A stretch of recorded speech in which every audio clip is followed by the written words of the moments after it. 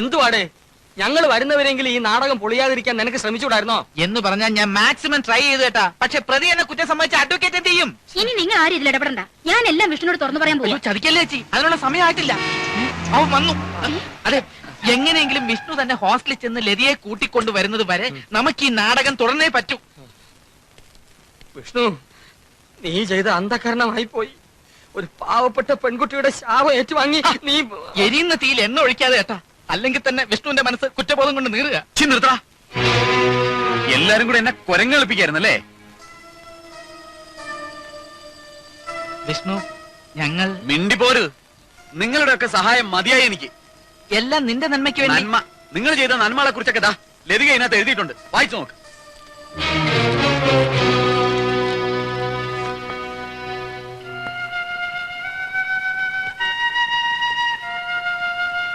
ചെയ്തത് തെറ്റായിരിക്കാം, പക്ഷേ നിനക്ക് നല്ലത് വരണമെന്ന് മാത്രമേ ഞങ്ങൾ. വിശദീകരണം ഒന്നും വേണ്ട.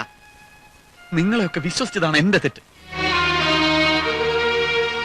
പാവം ലതിക, അവളെ ഞാൻ തെറ്റിദ്ധരിച്ചു. വേഷം കെട്ടിൽ വെളിച്ചത്തായപ്പോ പോലും നിങ്ങളെ ഒറ്റിക്കൊടുക്കാൻ അവൾ തയ്യാറായില്ല. ഒരു പെൺകുട്ടിയുടെ ജീവിതമാണ് നിങ്ങളെ കെട്ടി തട്ടിക്കളിച്ചത്. എന്തായിരുന്നു ഇതിന്റെയൊക്കെ ആവശ്യം? ആവശ്യം ഉണ്ടാക്കി വെച്ചത് നീയാ, നിന്റെ കണ്ടീഷൻസാ. 7 കണ്ടീഷൻസ് മുന്നോട്ട് വെച്ച നീ അന്വേഷിക്കാൻ വിട്ടുപോയ ഒരു കാര്യമുണ്ട്. സ്നേഹിക്കാൻ അറിയാവുന്ന ഒരു മനസ്സ്. നിനക്ക് വേണ്ടിയിരുന്നത് സ്നേഹമല്ല, സൊസൈറ്റിയുടെ മുമ്പിൽ പ്രദർശിപ്പിക്കാൻ ഒരു മാതൃകാ ബിംബം. ഒരു ഭാര്യയേക്കാൾ നിനക്ക് ആവശ്യം ഒരു ഡ്രൈവറിനെയും കുക്കിനെയും പരിഭാഷകയും ഒക്കെ ആയിരുന്നു.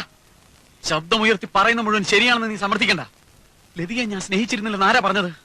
എന്റെ സ്നേഹം നിങ്ങളുടെ മുമ്പിൽ കൊട്ടിഘോഷിക്കേണ്ട കാര്യമില്ല എനിക്ക്. ചെയ്തത് മുഴുവൻ കള്ളമാണെന്ന് തുറന്നു പറഞ്ഞപ്പോഴും എനിക്ക് അവളോട് വെറുപ്പ് തോന്നിയില്ല.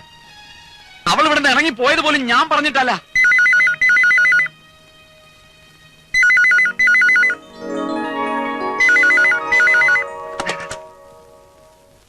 ഹലോ, ഇത് വർക്കിംഗ് വിമൻസ് ഹോസ്റ്റലിൽ നിന്നാണ്. എന്താ? ലതികയെ ഹോസ്പിറ്റലിൽ അഡ്മിറ്റ് ചെയ്തിരിക്കുക. എന്തു പറ്റി?